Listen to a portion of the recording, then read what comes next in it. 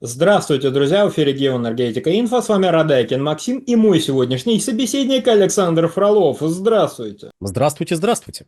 Еврокомиссия хочет запретить импорт газа из Российской Федерации, прикрываясь Трампом. Александр, пожалуйста, поведайте, что вот сподвигает Еврокомиссию к запрету газа из Российской Федерации, при том, что Трамп публично заявляет, что ничего никому не обещал. Не-не-не, там по поводу не обещал. Давайте сразу с не обещал.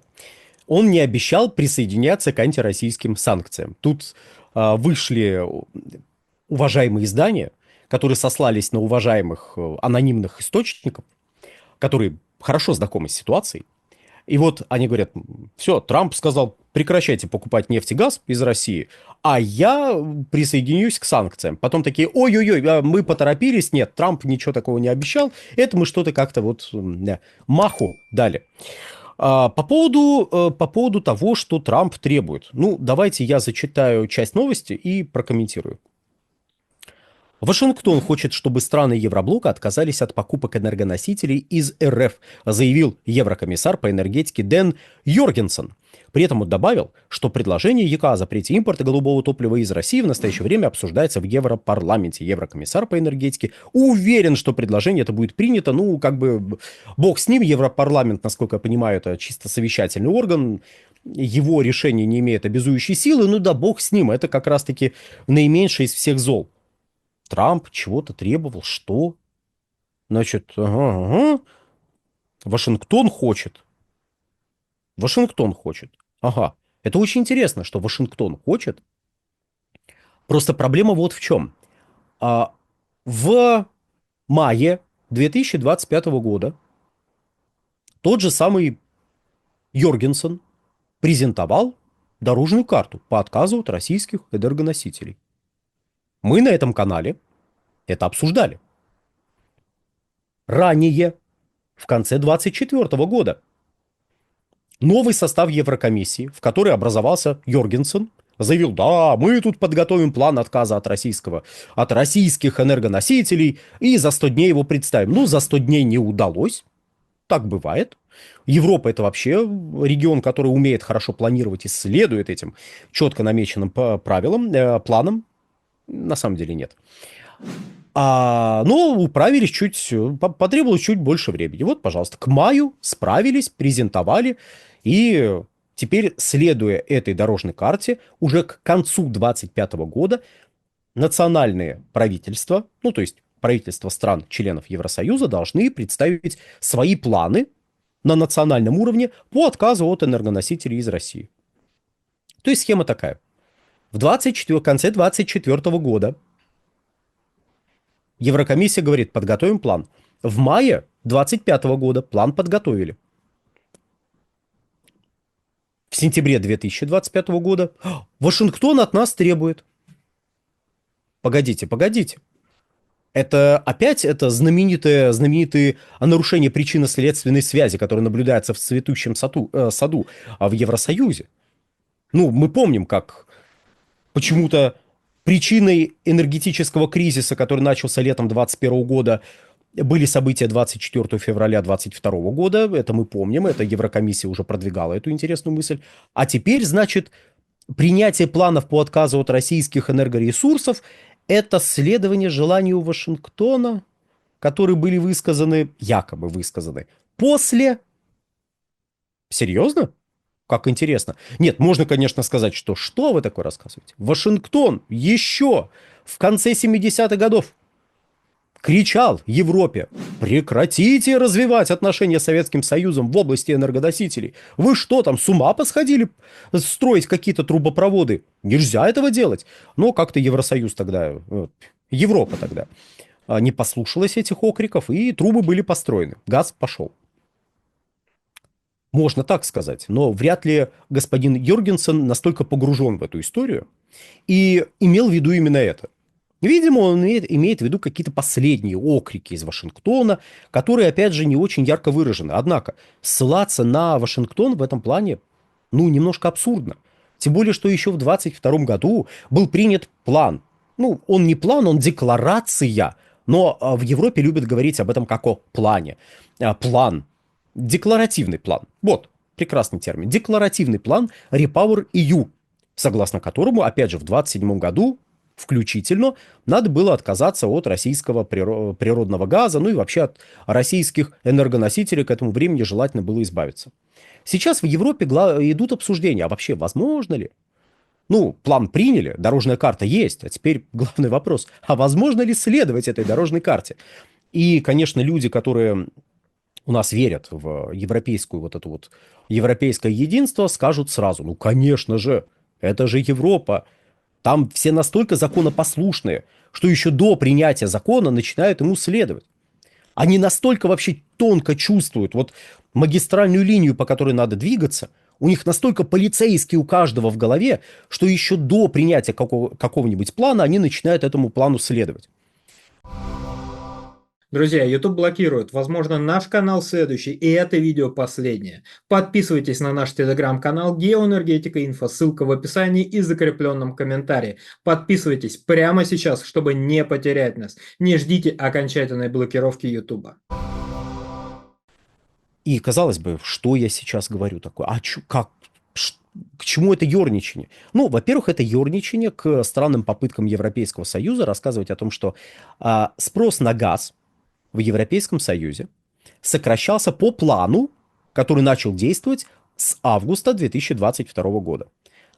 Дело в том, что просто спрос на газ в Европе стал сокращаться с конца 2021 года и ярко выраженно стал сыпаться с начала 2022 года. Первые 1,5 месяца уже были показательными. Если очистить от погодных факторов, а там зима была теплее, чем предыдущая, то все равно потребление газа сыпалось. Примерно на 20% оно за первые 2 месяца 2022 года сыпанулось, простите за такую формулировку, в промышленном сегменте. А промышленный сегмент как бы не очень связан с погодными факторами. Так получается, как это неудивительно. Вот. И тут Европа принимает план по отказу, по сокращению спроса на газ, и всем говорит, вот видите, как здорово, вы следуете нашему плану, вы сокращаете спрос на газ. Да-да, это не под давлением высоких цен спрос сыпется, это под вашим чутким руководством он сокращается, потому что все ваши потребители заранее прочувствовали вот ваше желание принять такой план, и вот заранее стали этот план воплощать в жизнь. Вы просто настолько вот на одной волне с населением и с промышленностью, с бизнесом, что вы сразу вот как бы предугадываете желания друг друга. Вот к этому было это все ерничание. И сейчас вот эти все рассказы о том, что да-да, мы сократим, мы там откажемся. Откажутся ли они? Я бы исходил из того, что да. Вот давайте так, я исхожу из того, что да, они откажутся. Это не прогноз, это именно то, из чего надо исходить.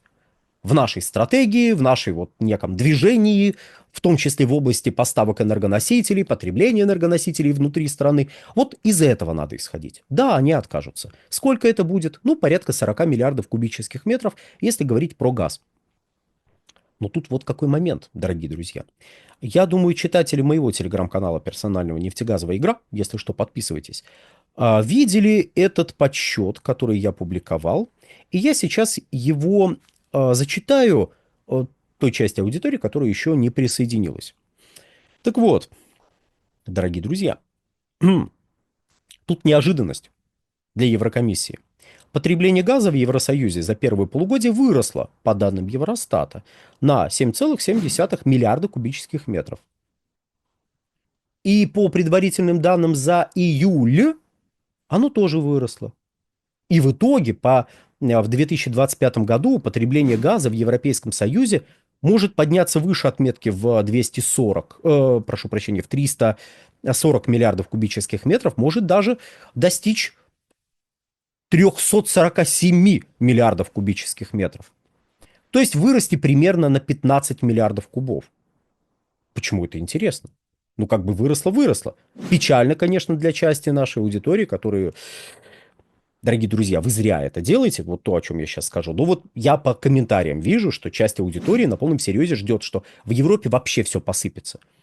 Но мы вам на протяжении довольно продолжительного периода времени говорили о том, что Частичное восстановление спроса в Европе, скорее всего, начнется в 2025 году. До этого, кстати, я ожидал, что в 2024. Но там прям все было настолько хорошо, что потребление, мягко скажем, не очень выросло. Прям вот, мягко скажем, не очень выросло. Но в 2025 году сложились условия для того, чтобы частично потребление восстановилось. Но Европейская комиссия исходит из того, что потребление газа будет сокращаться дальше, что их планы по сокращению спроса – это не больные фантазии, которыми пытались на юридическом уровне прикрыть невозможность, неспособность руководства Евросоюза остановить падение, справиться с кризисом. Ну, то есть вы не можете справиться с кризисом, у вас показатели падают. Что вы будете делать? Уйдете в отставку, скажете: ребят, я не справился. Или скажете, что это не кризис, это сокращение под руководством Европейской комиссии. Вы что выберете? Ну так, честно, если. Скорее всего, вот вы, хорошо, не вы, вот я на месте этих людей, признаюсь, выбрал бы второе. Я бы принял, что да, это вот, это я, вот, понимаете, видите, бумагу я подписал, что сокращайте потребление. А потом продлил сокращение, а потом еще продлил сокращение. Кстати, сейчас действует продление сокращения спроса. Спрос должен быть сокращен, однако он восстанавливается. А Еврокомиссия в своей риторике по отказу от российского газа исходила из того, что по 10-15 миллиардов кубов потребления с рынка будет уходить в год. И значит, чего переживать из-за сокращения, из-за отказа от российского газа, если да просто все эти объемы, которые вы у России покупаете, в 2027 году вообще сойдут на нет. То есть потребление снизится либо на этот объем, который вы покупаете у России, либо даже больше. Так что не переживайте. А тут еще избыток предложения скоро будет. Вообще будет всем хорошо. Завершая. Я бы исходил бы из того, что Европейский Союз от поставок российского газа, откуда бы этот российский газ ни шел, откажется или изо всех сил постарается отказаться. И дело не в Трампе, дело не в каких-то вот этих вот персонажах, находящихся за пределами Европейского Союза.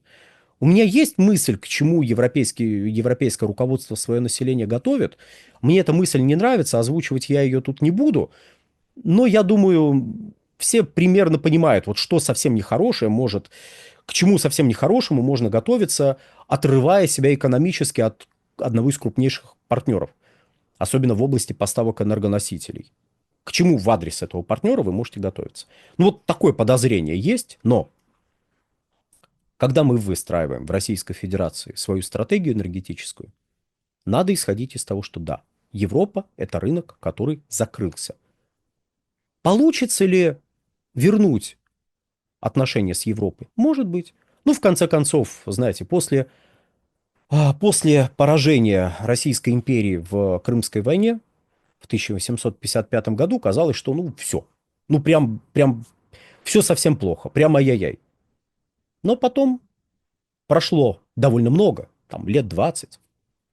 И те ограничения, которые мы на себя приняли, удалось себя скинуть.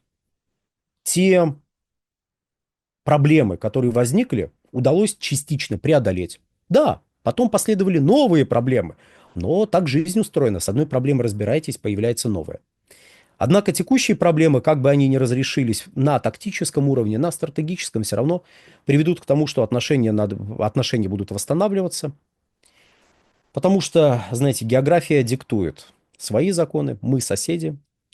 И с соседями вы в итоге все равно будете вынуждены отношения восстановить. Не завтра, не послезавтра. Может быть, в 50-х годах. Кто его знает. Будем надеяться, что удастся это увидеть. Ну, а на сегодня, дорогие друзья, все. Всего хорошего. Александр, большое спасибо за комментарий. Подписывайтесь на телеграм-канал Геоэнергетика Инфо. Подписывайтесь на телеграм-канал Александр Фролов. Ссылки будут в описании и закрепленном комментарии. Там же будут реквизиты для желающих финансово поддержать наш проект, чтобы мы и дальше также бодро вещали на всех площадках без монетизации. Исключительно благодаря вашей финансовой поддержке. Спасибо, до новых встреч. Всего хорошего.